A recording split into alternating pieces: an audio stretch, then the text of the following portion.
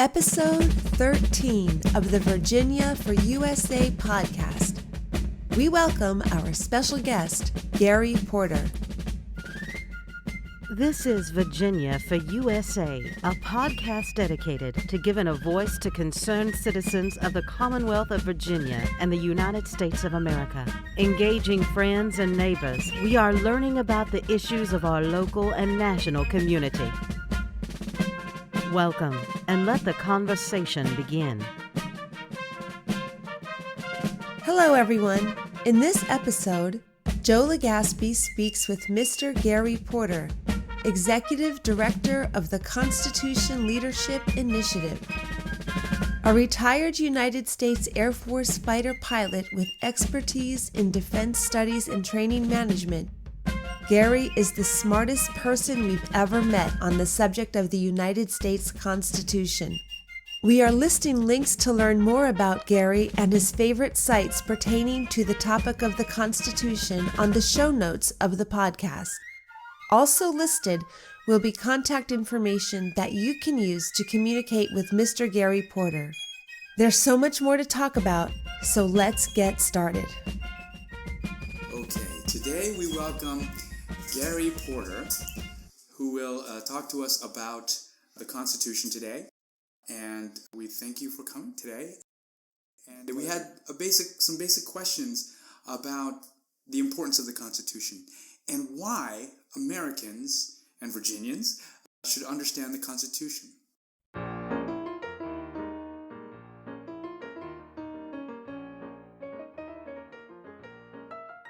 Well, thanks for asking me that, Joe, because the fundamental thing that we want to go back to is it is a document that is owned by the American people. John Marshall, in a case in early in the 1800s, Virginia versus Collins, said that the people made the Constitution and the people can unmake it. It is a product of their will and it lives only by their will. Now, what did he mean by that? He meant that the people of the time, the 1787, 1788, they brought the document to life, right? We had 55 men who met in Philadelphia in the summer of 1787, and for 4 months they banged out this document, this ink and parchment document. But it was just a document. It was not a breathing, living thing until it was ratified.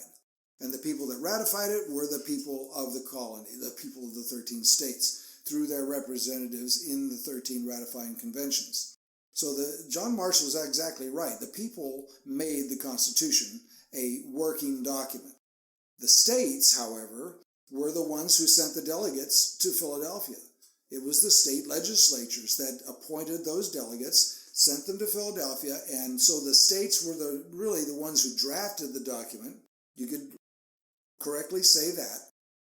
But once the states drafted it, it was the people who ratified it and made it a living document, an operational document. So people need to understand, as Marshall said, that the Constitution lives according to our will. It's a product of our will. And if we want to change it, we have the latitude, and there's mechanisms in the document itself that allow us to change it. Unfortunately, the last time it was changed really in the modern era was 1971. So it's been, 40 years since about 40 years since we've really changed this document. And there are some changes that are necessary. We can talk about those later. Mm-hmm. The second reason that everybody needs to understand the Constitution springs from something that our first Chief Justice of the Supreme Court, John Jay, one of the 3 writers of the Federalist Papers, said in 1777, 10 years before the Constitution was drafted. He addressed a grand jury in Ulster County, New York, and he was a judge, and he was asked to commission this grand jury. And he said every member of the state ought to study the Constitution of their state, of their nation, and teach the rising generation to be free. By knowing their rights, they will better know how to assert and defend them. So everybody, he was really speaking to every citizen even though he's at that time speaking to this grand jury, he's really speaking to all of us. And he says, all of us have a responsibility to teach the rising generation, to teach our children and our grandchildren about this document so that they will know what their rights are, how to assert them, how to defend them, because they will be threatened. I mean, it is a given that all the founders understood this, that when man is given power, he tends to abuse it. And that's just part of his nature. So there will be threats against your rights, and you need to know, A, what your rights are, and B, what are the mechanisms for defending those rights. So that's the second reason for understanding the Constitution.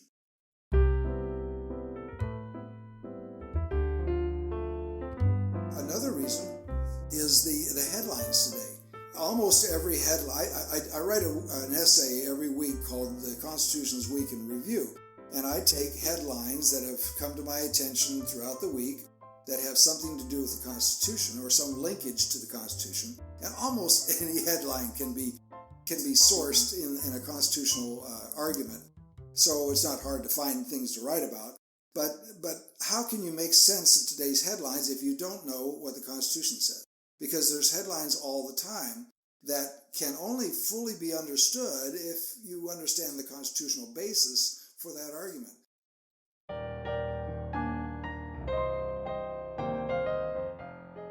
The NSA, the National Security Agency, was told that its bulk collection of phone data was unconstitutional. That was the headline. NSA's collection of data is unconstitutional. Well, was it? That was what a federal judge said, but was he right? Are all federal judges correct in their interpretation of the Constitution? No. The Supreme Court has gotten it wrong several times in history, and sometimes it has corrected itself. There are a few times when it has not. So you can't just take the federal judges say that this is what the Constitution says and means. First of all, it's not his document, remember? It's we the people's document. And even Alexander Hamilton in Federalist 78 said that ultimately it is the people's argument that decides what the Constitution says. So you can't make an argument, though, if you don't know what the document says. And if you've never read it and tried to understand its words yourself, it's hard to even hold a conversation, let alone persuade someone that your position is right.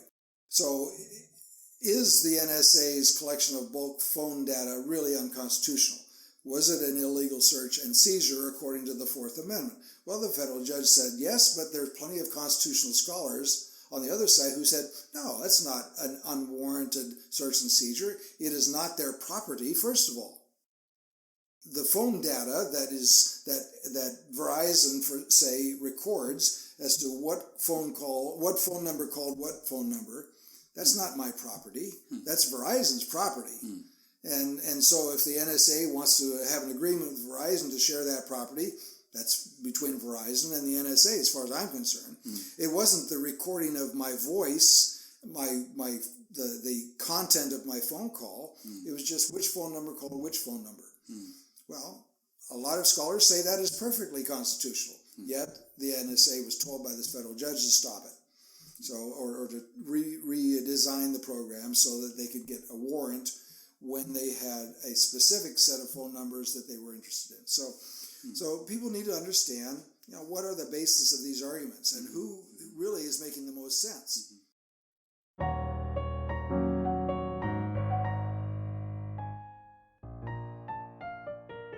I completely agree with all of what you've stated as reasons for people to want to learn about the Constitution.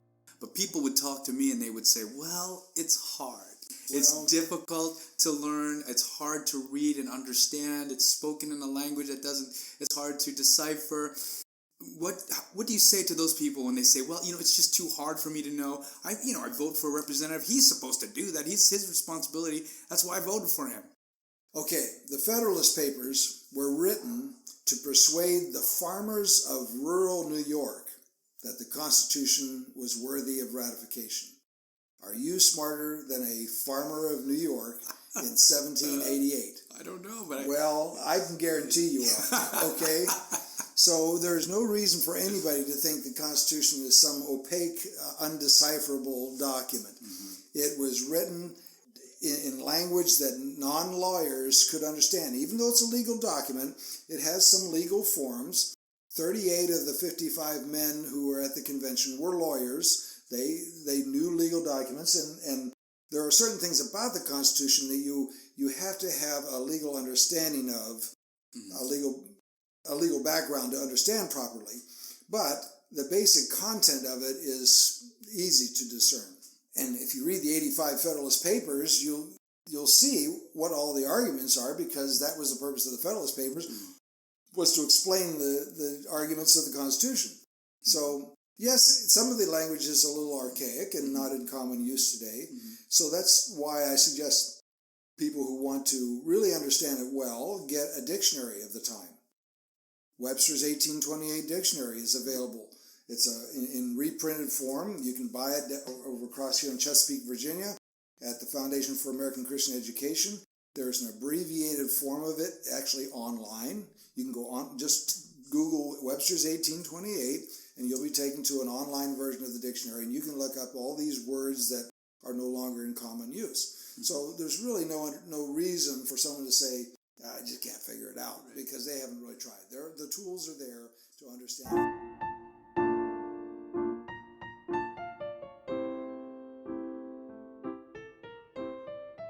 There's several good books. I brought a couple with me. Okay, great. In every one of my seminars, there are 2 books I recommend. All of my students get. I tell them if they can only afford one book, this is the one they should get, The Heritage Guide to the Constitution.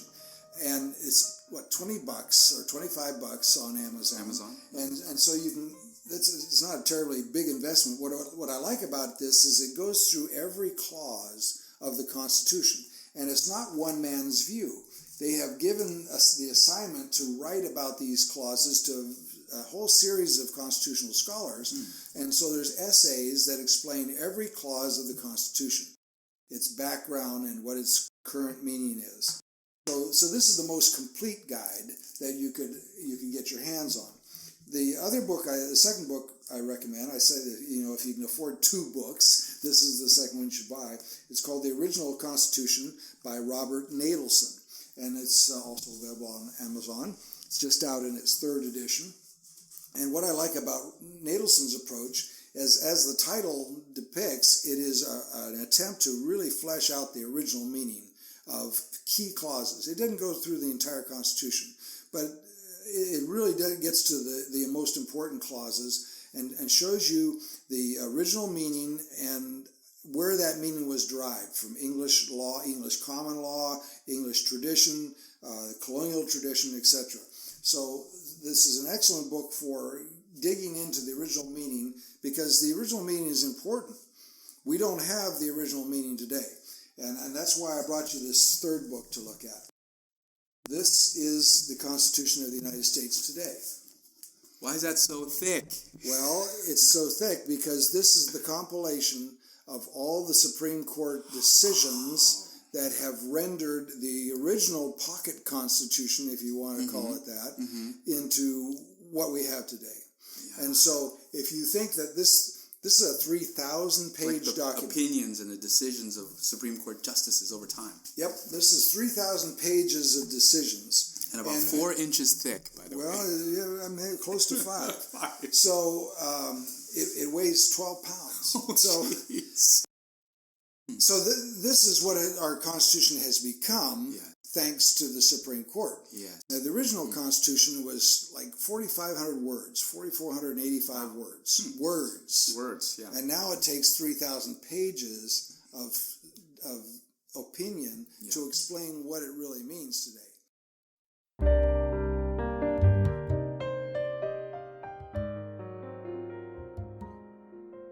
Well, let me take an example. The original Commerce Clause. Congress was given power to regulate commerce with foreign nations, among the states, and with the Indian tribes. Okay, there's about 19 words in the original Commerce Clause. That's it. That's all. In this book, the United States Constitution Analysis and Interpretation is what it's called. It takes 123 pages to explain the 19 words of the Commerce Clause. 123 pages. Jeez. So and guess whether the Supreme Court's rulings have reduced the power given to the government by the original Constitution, or have they expanded? Expanded, of course. Oh, absolutely. Almost every decision expanded the power that the federal government had under the original Constitution's meaning. So that's why we have these 3,000 pages, because it's basically 3,000 pages of power now that the federal government justifying the expansion of the government. And so without knowledge of the Constitution, you could never challenge that. In my seminars, we take a lunch break, and I've, on more than one occasion, had students come up to me at the lunch break and said, "Gary, this is the most depressing course I've ever taken." Because once they realize what has happened to their Constitution, it is depressing. Yeah. It is depressing to see what the court has done to this marvelous document. It was a document of very limited and enumerated powers. Madison made that very clear in June of 1788, right up the road in Richmond, where they were meeting to ratify the Constitution on the behalf of the people of Virginia. And he made it very clear that this is a constitution of limited and enumerated powers. If he had said anything other than that, Virginia wouldn't have ratified it, I guarantee you, because there were some very strong anti-federalists, Patrick Henry being one of them, in that meeting that were dead set against this. They saw the potential of the power that could be teased out of these very ambiguous words, very general phrases, very ambiguous words. And I don't fault them for that, because that's what they came up with. I mean, they had 4 months, they did it, and they gave us this great document. But they used very general phrases, and that has given the court the latitude to expand the meaning of those phrases far beyond whatever the founders would have subscribed to. So Madison says in 1788 that this is a constitution of limited and enumerated powers. Well, guess what? In 2010, Congressman Peter Stark, a Democrat from California, he's no longer in office now, but he held a town hall meeting in 2010 as the Obamacare fiasco was in the news. And somebody in this audience asked him, well, if they can do this, if they can pass Obamacare and make us buy health insurance, what can't they do? Well, Congressman Stark was honest enough to say, yes, I think the federal government can do most anything in this country.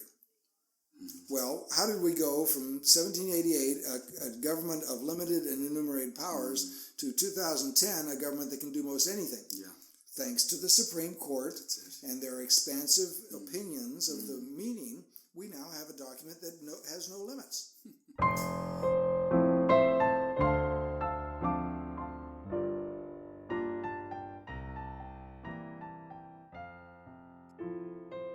You've teased us enough. You've mentioned the seminar.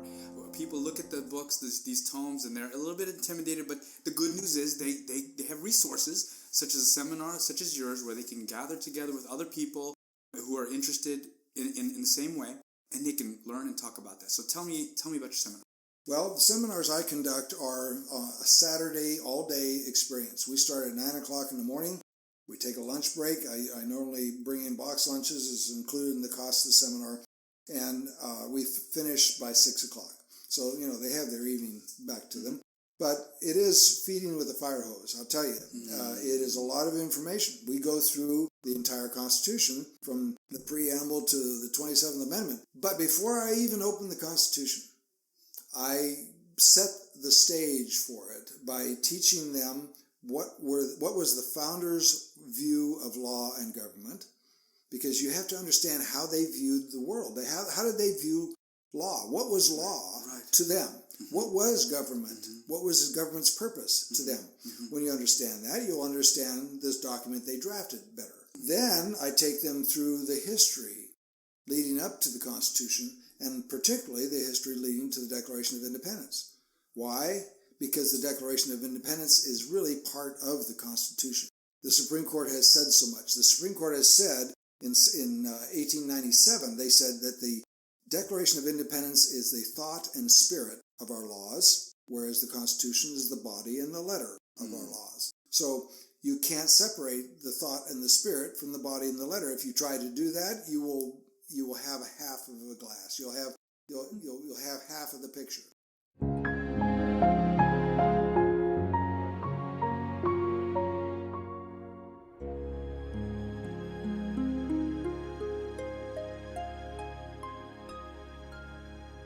So you have to understand the Declaration of Independence. It sets the philosophical stage for the Constitution. So that's why we study the Declaration first before we ever turn to the Constitution. Because most people just think that's a nasty gram to King George. But well, it was that. It was that indeed. But there's also principles of good government found in there. And all of the complaints, the whole middle section that most people skip over. They'll read the preamble. We hold these truths to be self-evident, and then they may read the end where we're putting up our lives, our fortunes, and our sacred honor. Yes. They'll read the beginning and the end, but they won't read the middle. And the middle is where you learn the principles of good government, because every complaint that Jefferson is making about Parliament and the King, every negative complaint that he's levying is, when you flip it upside down, an example of good government. Let me give you one example. Sure. The king had moved trials of some people, some crimes, to Newfoundland or England. So if you were accused of certain crimes, your trial was going to be conducted in Newfoundland or England. And if you wanted to have witnesses on your behalf, guess who paid to get them to England? You did. Yeah, and if you had not the means to pay their way, you were not defended. You had no defense. You had no case. So if it is an example of bad government to hold trials 3,000 miles away from where the crime committed, then an example of good government would be what? To hold a trial in the locale where the crime took place. And guess what? We find exactly that in the Constitution. There's a provision in the Constitution that says trials will be held in the locale where the crime took place. So the example of bad government from the Declaration can show us a principle of good government. And so you take every one of the 27 complaints that way and look at them in the obverse, and you see a principle of good government that was being violated by the king and the Parliament. There's a basis for the Declaration. These are important lessons that we can look forward to learning at your seminar, and I know I'm going to be attending to one in the very near future, and people should know about that. We'll put those notes, put those details in the show notes. Okay.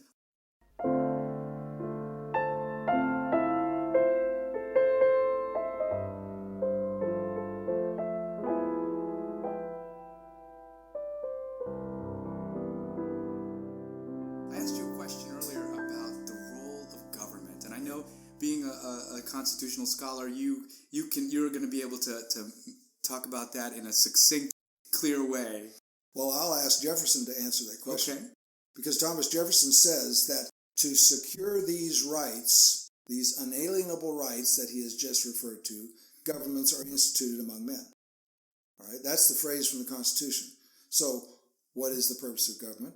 To secure our rights. That's it. That is it. Right. That's where it ends. That's where government should end.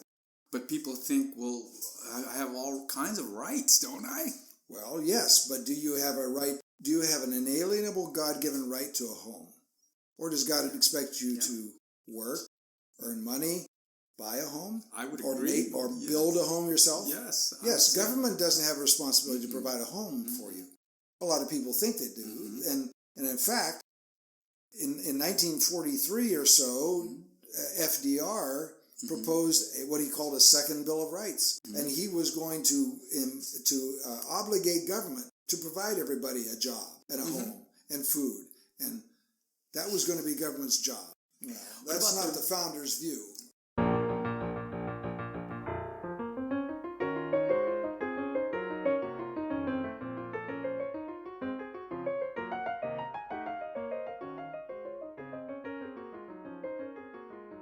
What about the right to marry? Is that such a thing? There's no right to marry. Well, if you believe there is a right to marry, on what basis do you make that claim? Is that a basis of law or natural rights, or where are you going to claim that right is to be found? I know that people do claim this. Or did you just make it up? See, well, the whole institution of marriage, of course, comes from the Bible, and now we have warped and twisted the definition of marriage into new meanings that were never intended by God. So, or the founders would have certainly been very confused by the definition of marriage we hold today. Where you get that idea, they would say. These rights are important, but government's job is to secure them, not to provide them. That's the difference. Distinction, yes. Making something secure is quite different than my handing you something. So government's job is to make these rights secure and keep people from trespassing on our rights. But it is not to provide the substance of those rights. I think that's a key concept, the idea that are rights given by the government? Are they given from God? Or where do people get the rights? And this is a huge...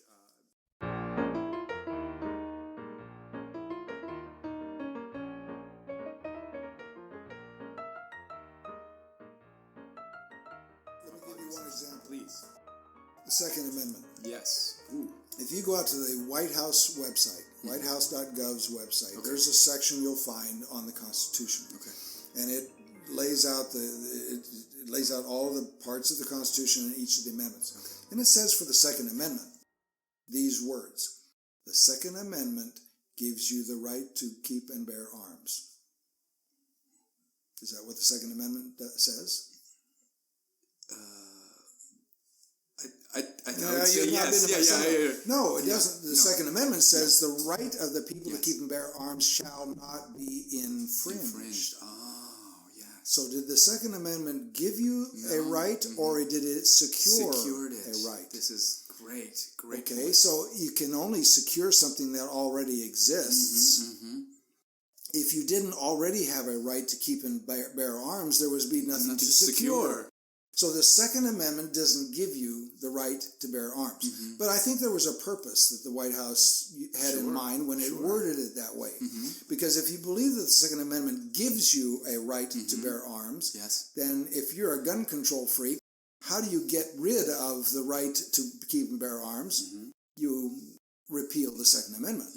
And then you no longer have that right. No, that's wrong. But that's exactly wrong. Yeah, you're right. It is wrong. Because the right preceded the Constitution. Right. The Constitution didn't grant you the right to bear arms. It secured a previously existing right to bear arms. Brilliant. To keep and bear arms. Brilliant insight.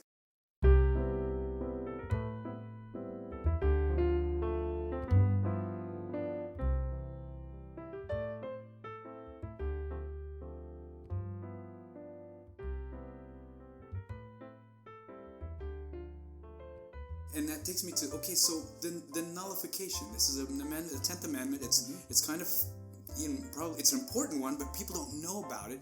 And I was hoping you could explain why that's important and what that represents for us, freedom-loving Americans. Well, let's go back to what Madison said in the ratifying convention. He said this is a government of limited and enumerated powers.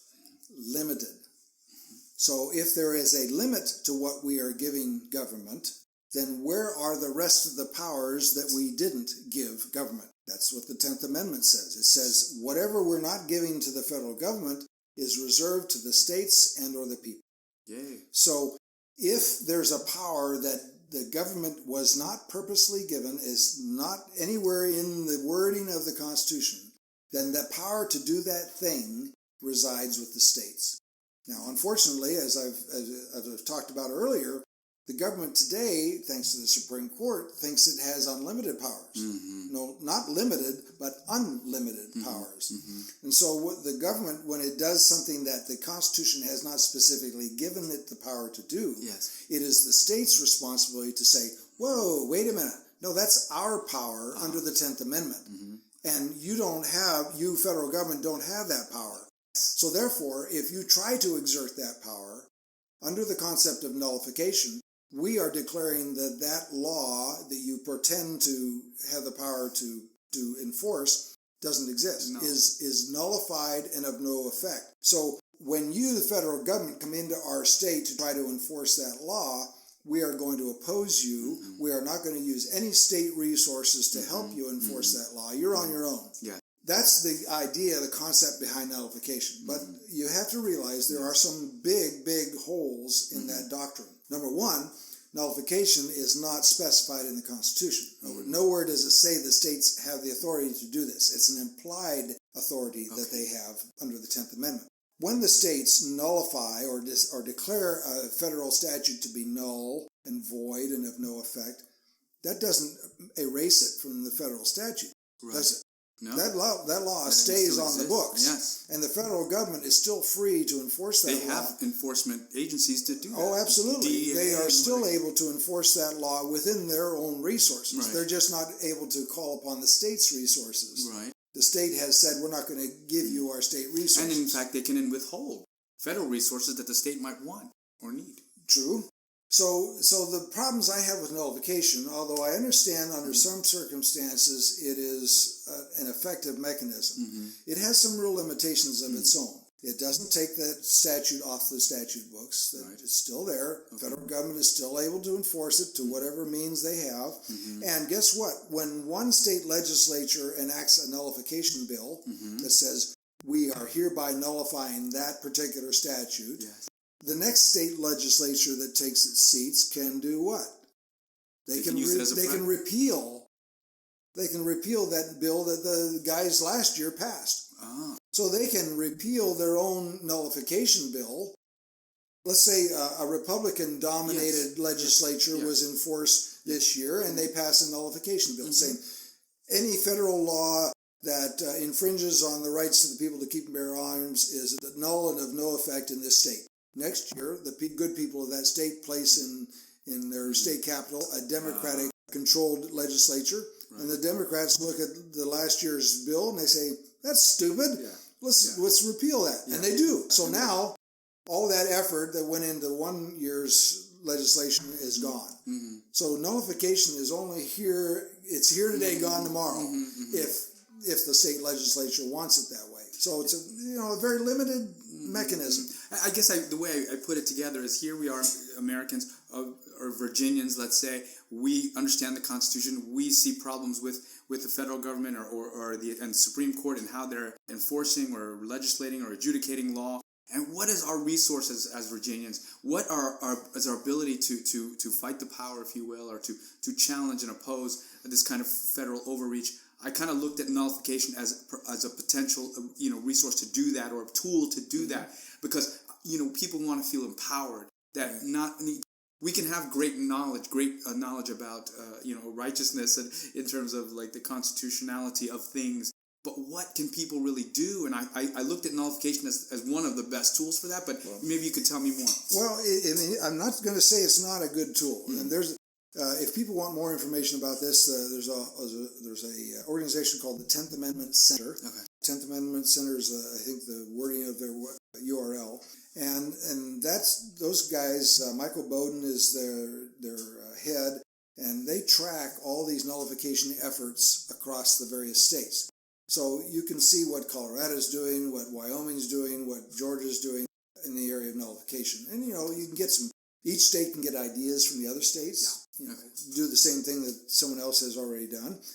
And if you're a citizen, you can keep track of what's happening through that 10th Amendment Center's website. It's a very good resource. But I don't want to give the impression that it's a panacea. Okay. It is not the end-all, be-all means of stopping federal tyranny. First of all, federal tyranny should never start in the first place. Sure. And so that means we should be paying more attention to who we send to Washington, D.C. Amen.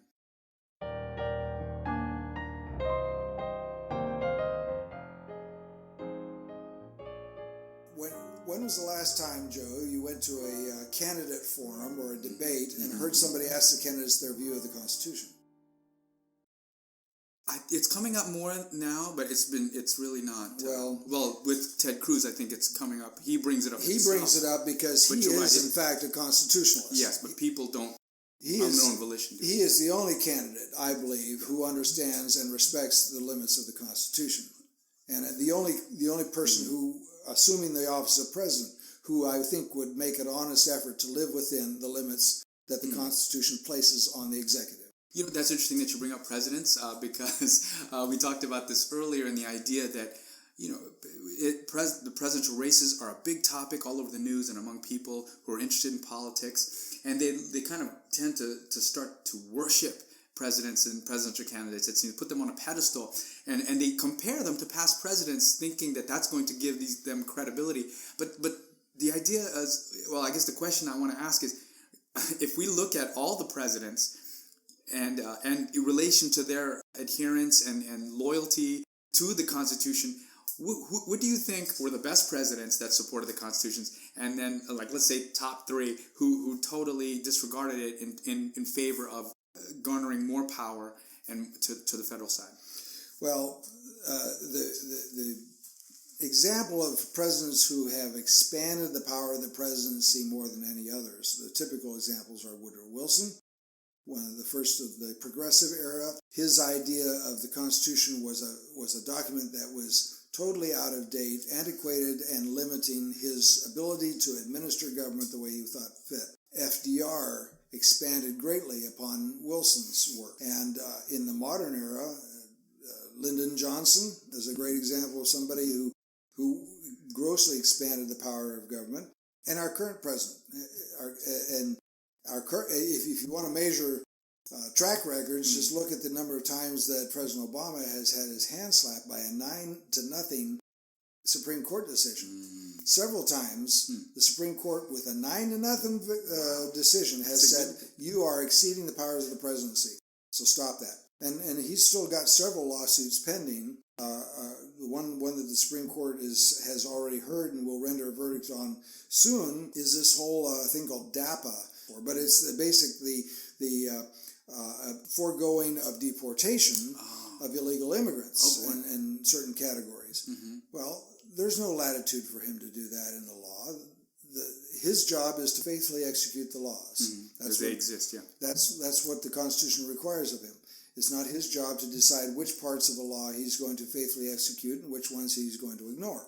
So the current president has grossly infringed on the limits that the Constitution places on his power. But he's not alone. And there are many presidents over the years, some favorites of people who actually have grossly expanded the power of the presidency. Abraham Lincoln. No. Abraham Lincoln, now he justified it as I'm saving the nation, but he himself recognized that he was violating the Constitution in order to save the nation. He suspended habeas corpus. The Constitution doesn't give him that authority. Right. The Constitution gives the Congress the authority to suspend habeas corpus, and only under certain circumstances, during insurrection and time of war. Well, he didn't wait for the Congress.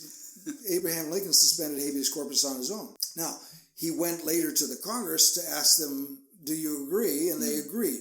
They sanctioned what he did. But what he did was totally unconstitutional. He thought it was within his powers as the commander-in-chief. It's not there. I'm sorry. So you can go back. Let me give you an example of our second president, John Adams. Okay.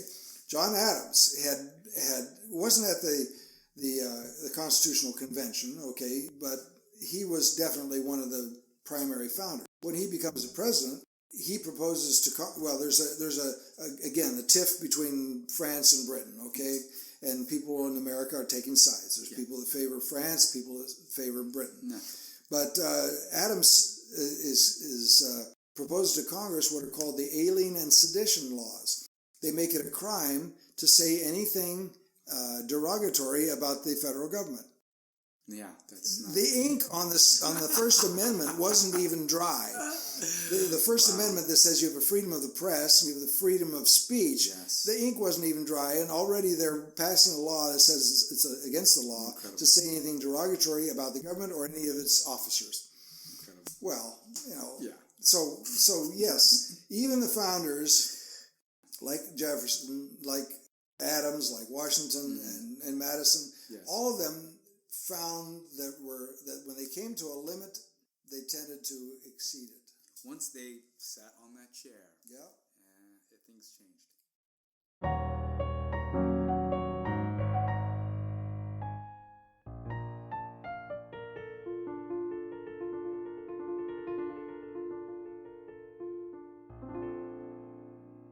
So we need today, first and foremost, people with strong moral compasses. Okay, so that's the first criteria. Does the candidate that I'm about to vote for display a strong moral compass? This is key. We talked about this earlier about the idea of voting your conscience. I mean, that's just something that I've trying to advocate. And you talked more about, you wanted to build on that idea, you challenged me and said maybe voting your conscience is not enough. So Go ahead and expand on that. Voting your conscience doesn't convey enough by itself. And I tell people that, yes, vote your conscience, but only once you understand the founder's view of what that document was intended to do and the limits that it was intended to place on the government. Once you have the founder's worldview of law and government, then I would say yes, absolutely, vote your conscience. If you align with their worldview, if your conscience is informed by what this whole system is based on. Exactly. So I think we're in violent agreement about that. Okay, well, so one last thing I did want to ask you, and this is happening to our district here. There's the idea of redistricting, and as we spoke about earlier, gerrymandering on the constitutional basis. This thing was settled in court on a constitutional basis. Can you kind of illuminate the whole issue and why we're going along with this thing, but it seems wrong, in a sense, right? Well, let me give you the background. First of all, there were 3 men who did not sign the Constitution on September 17, 1787. 2 of them were from Virginia, George Mason and Edmund Randolph, sorry. But the 3rd man was Elbridge Gerry. He was a delegate from Massachusetts. And later, when he was the governor of Massachusetts, there was a redistricting problem. There were some districts that were drawn so as to favor the political party that Elbridge Gerry was part of, the Federalist Party. And one of these districts, after it was drawn, was so convoluted that somebody looked at the map and said, well, that looks like a salamander. And so, over time, Elbridge Gerry got connected with a salamander form, and now we have gerrymandering. Yes. Gerrymandering is drawing the lines of districts in some obscure way to achieve a political result. Seems wrong. And it is quite wrong, but that's what we have going on. Now, in Virginia, we had Bobby Scott, the only black representative in Congress. Well, that didn't sit well to have only one black representative in Congress. And so a complaint was made that the lines of the 3rd district that Bobby Scott represents were drawn in such a way as to concentrate the vote of the black community and isolate it from other districts. Right. So as to dilute the effect of the black vote in other districts. Well, they convinced a federal judge that they were right. And now the federal judge then has ordered a redistricting. And he called in a specialist. I didn't even know there were specialists in redistricting. But he called in somebody to draw the lines so as to give a large black community in Richmond, for instance, more clout. Because Richmond was before part of District 3, so they were all part of Bobby Scott's district. Right. And of course, Bobby Scott was never. Foregone conclusion. Bobby Scott would have had a job for life. Yes. He was never going to be challenged appreciably by anyone else. But so now they've redrawn the district lines so that Richmond is part of the 4th district, and that massive block of black voters is now part of the 4th district. Bobby Scott is still very safe. Yeah, he's still safe. He's still safe. He's not going to be challenged. But now the 4th district is going to probably go Democrat, because it was kind of on the line before. Randy Forbes was reelected many times to Congress, but it was always relatively close. Yes. Okay, so now though, anybody contending for the 4th district seat is going to have to win over the black population to win that seat, and so.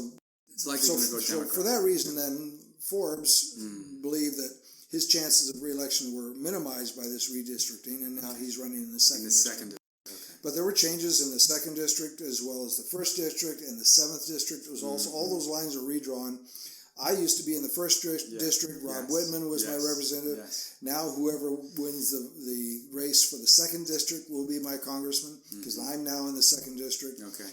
So there's the Richmond Times-Dispatch did an article on this recently. Yes. And if you Google redistricting in Virginia, you'll probably find their article, and there's a map on there that shows the previous and the new district lines And so people can go on there and see if they're affected by this change. Yes. There are a lot of people in Hampton Roads that are going to be affected by this. Yes.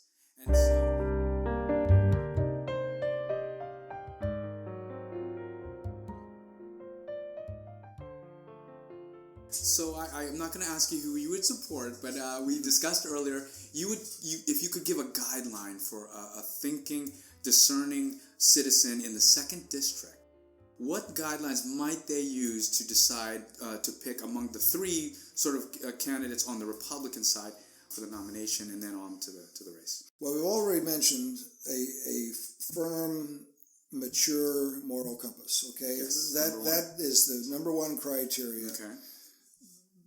I think it's beyond politics. I think that you need to have someone, no matter what their politics, and whether we're talking about a Democrat or Republican, that candidate needs to display a mature, firm moral compass to their life's view.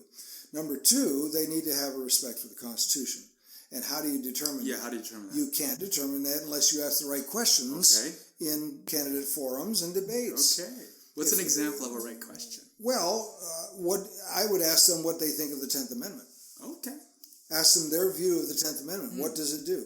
And I would ask them, what do you think the limits of the Commerce Clause are? Well, the Supreme Court has basically given no limits to the Commerce Clause, but there used to be limits to the Commerce Clause. In the original Constitution, it affected only goods that were in interstate travel. Okay? It wasn't manufacturing. The production of goods was not covered by the Commerce Clause. It was only their interstate transport or their interstate sale and purchase. But today, any aspect of any business is covered by the Commerce Clause. So I would like to see a candidate who understands the original meaning and would be willing to work towards getting that original meaning restored, so that we can get government out of our hair as businessmen. Yes. You know, government is telling you what to do every moment of the day. And what light bulbs, for crying out loud? What light bulbs must we buy now? That mandating of CFLs and LEDs put the last American light bulb factory out of business. Because the last American light bulb factory was making incandescent light bulbs, and those are no longer allowed. So we put that business out of, or that factory out of business. But now the federal government tells you what kind of ladder you've got to buy, what kind of windows you have to have, what you've got to do with your employees, what you can't do with your employees, whether you provide them health care or not. The federal government now controls every aspect of business. That was not the intent of the Commerce Clause. Absolutely.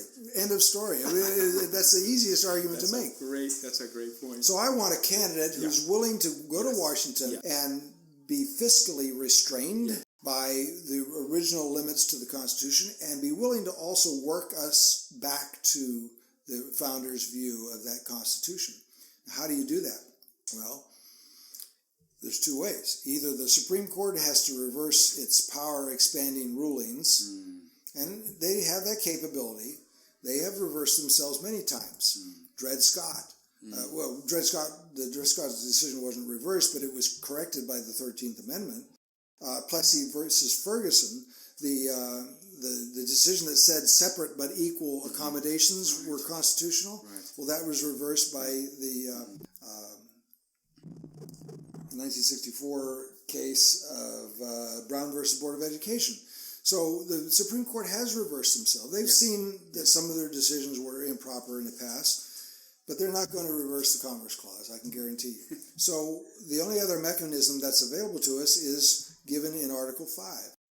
Either Congress proposes an amendment, or the people, through their state legislatures in a convention, propose an amendment.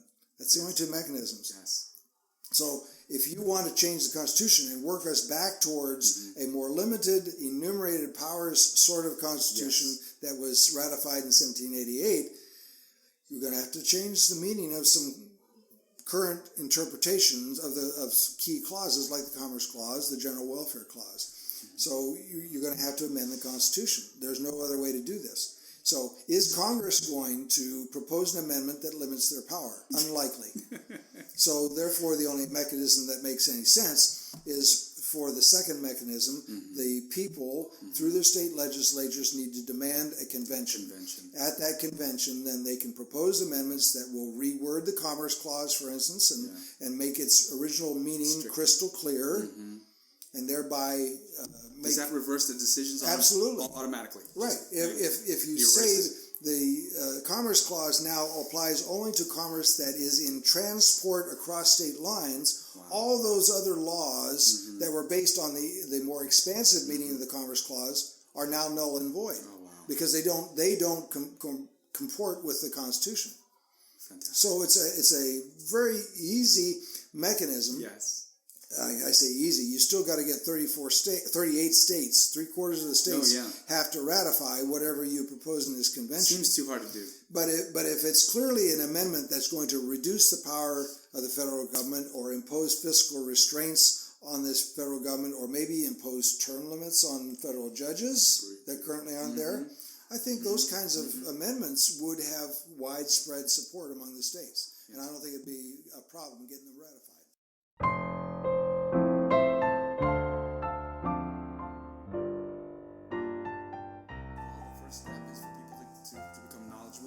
That they do have the power, if they have the knowledge, and you've given us a little roadmap to get us started, and we thank you so much for that. I'm going to put all the links of everything that you've mentioned on the show notes. Is there anything else that you'd like to mention in terms of programs or institutions or anything near and dear to your heart that should go out there that you'd like to talk about? Well, I do want to expand slightly on this idea of how to study the Constitution. Okay. Now, I would love to have people show up at my seminars in such numbers that I'm turning them away. Yes. But it's hard to get people to commit time. Sure. But there are other ways to study the Constitution. I mentioned these books. They can buy these books. They can read them on their own. They can study on their own that way. There are websites that have online courses for free. Yes. Hillsdale College has a great series of courses totally free on the Constitution, the Declaration of Independence. The Powers of the Presidency was one that they completed not too long ago. There's other websites that have free courses that cost you nothing. You can also buy DVD-based courses from several sources. Institute on the Constitution is one. National Center for Constitutional Studies is another. We'll give you all those links. Okay. And so they can go buy a course. They're not terribly expensive, but you can, again, study on your own time, work it into your schedule. And then the final mechanism is YouTube. Go out, put in on YouTube Constitutional Class, and you'll come up with a whole series. Michael Badnarik, Rick Green, all of these guys, great teachers, have courses out there that have been videotaped, and you can just go through those on your own time. So there's a number of mechanisms. In fact, somebody that says they just don't know how to start hasn't really looked for opportunities. Yeah. There's plenty of opportunities to learn this document. There's even a game, Constitution Quest. It's like a Monopoly board game, and you can so you can play that with your kids and get them to start learning. If they can only make it a video game on the Xbox, that would be even more addicting. Well, Gary, thank you so much for your time. We've talked a lot. There's so much good content, so much good information here. I can't wait to get it out there, and people can start listening to that and start acting on some of the advice and good guidance you've given. So thank you very much, Gary. My pleasure, Joe. All right, great. Okay, Virginians, subscribe to the Virginia for USA podcast on iTunes or any podcast aggregator. Check the show notes for all kinds of links and means to contact our guest. Engage with us on our website, check out our blog, and find an event near you. Leave us commentary and contact us by email. Like us on Facebook and share the content. This has been the Virginia for USA podcast. Thanks for listening.